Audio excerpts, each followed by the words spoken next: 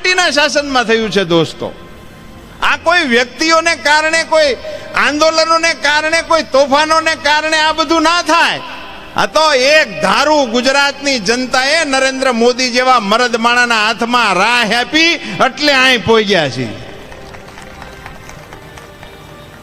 હવે કે એને ફેરવો,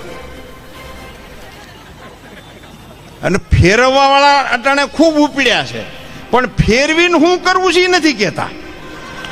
હાલો આપણે એને એમાંય હા પાડી, હાલો ફેરવો, હાલો લો, પણ તમારે ફેરવીને કરવાનું શું છે તો એ કાંઈ ખબર નથી.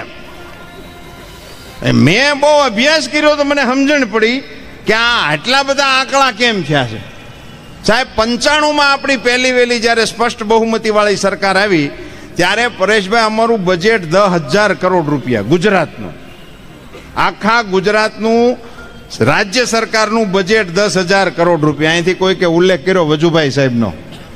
સાહેબ દેશના નાણામંત્રી તરીકે ઉજળું નામ, અને આખા દેશમાં વજુભાઈએ જેટલા બજેટ મૂક્યા એટલા બજેટ કોઈ નાણામંત્રીએ દેશમાં નથી મૂક્યા. એટલે એક રીતે તો એમ કહી શકાય કે ગુજરાતમાં નાણાંની જે ડિસિપ્લિન આવી છે એ ડિસિપ્લિનનું કારણ પણ રાજકોટ છે. એટલે સૌથી વધારે બજેટ આપણા વજુભાઈ સાહેબે મૂક્યા છે, અમે એના સાક્ષી છીએ. વજુભાઈ વિધાનસભામાં અમે ધારાસભ્યો તરીકે બેઠા હોય ને ઊભા થઈને કોઈ પ્રશ્નો પૂછે ત્યારે વજુભાઈ બજેટનું પાનું ખોલ્યા વગર એમ કહેતા કે તમારે જે માગણી કરવી હોય કરજો ને, પૈસા વાંકે એકેય પ્રોજેક્ટ અધૂરો નહીં રહે. આવું નાણામંત્રી તરીકે વજુભાઈ વાળાને અમે વિધાનસભામાં સાંભળ્યા છે.